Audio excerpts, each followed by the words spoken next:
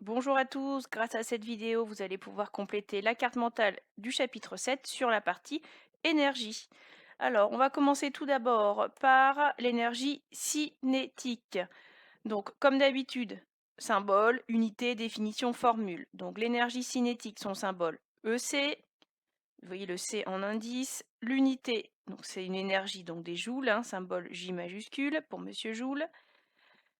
La définition, eh bien, c'est l'énergie qui est due au mouvement du système, puisque vous allez voir dans la formule, l'énergie cinétique dépend de la vitesse, donc bien du mouvement.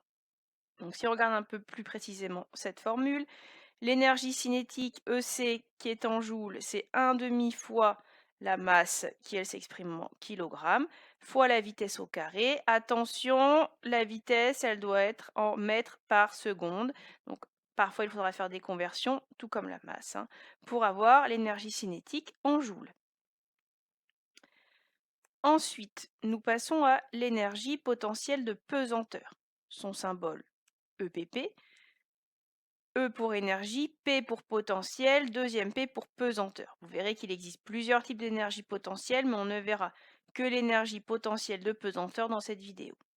L'unité, comme d'habitude, c'est une énergie en joules. J majuscule le symbole de joule.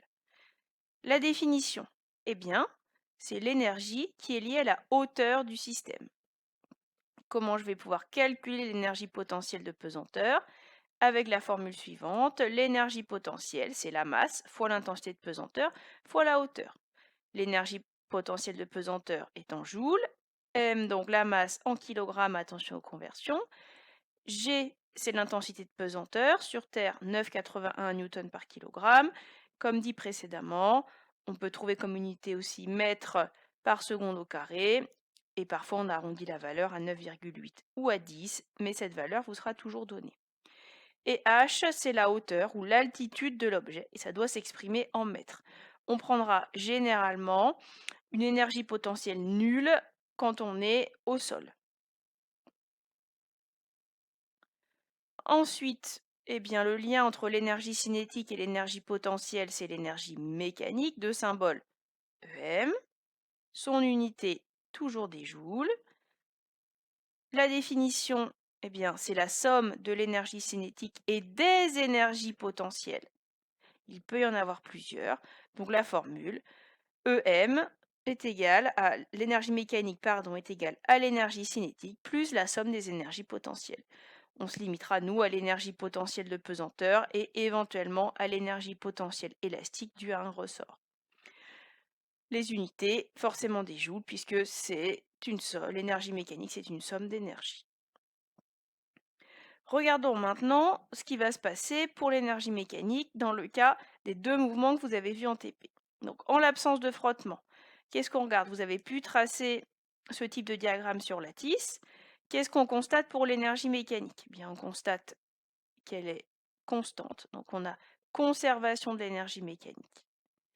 Et si on regarde l'énergie potentielle et l'énergie cinétique, donc l'énergie potentielle diminue quand l'énergie potentielle augmente. Donc, l'énergie potentielle est maximale au départ et l'énergie cinétique est nulle, puisque votre bille, elle était la plus haute possible et elle avait une vitesse nulle au départ.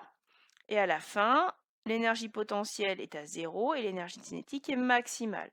Donc, qu'est-ce qu'on va observer? Qu'on a une conversion totale de l'énergie potentielle, de pesanteur ou élastique, en énergie cinétique, et inversement, ce qui fait que l'énergie mécanique reste tout le temps constante. Quand on a une perte d'énergie potentielle, elle est compensée par un gain d'énergie cinétique. Donc ça, c'est bien sûr en l'absence de frottement. Par exemple, la chute d'une balle de golf dans l'air. Maintenant, en présence de frottement, donc ça pourrait être toujours la balle de golf, mais cette fois-ci dans l'huile, ou alors une balle en polystyrène, on ne peut plus négliger les frottements du milieu extérieur. Qu'est-ce qu'on observe? Eh bien, cette fois-ci, on voit que l'énergie mécanique diminue. Vous l'avez vu également en travaux pratiques. Cette énergie mécanique qui diminue, elle se transforme forcément en une nouvelle énergie, hein. elle va, elle, se transformer en énergie thermique à cause des frottements. Par exemple, si vous frottez vos mains, vous allez bien vous rendre compte que ça chauffe, hein. Donc quand il y a des frottements, on a perte d'énergie mécanique qui se transforme en énergie thermique. Et puis donc, maintenant, si on regarde au départ, comme tout à l'heure, énergie potentielle au max, énergie cinétique est égale à zéro. Et à la fin, vous voyez qu'on n'arrive pas à retrouver l'énergie cinétique à la même valeur que l'énergie potentielle de pesanteur à t égale zéro. Donc on a bien ici une conversion partielle de l'énergie potentielle en énergie cinétique et inversement. Donc c'est pour ça qu'on n'arrive pas à garder l'énergie mécanique constante.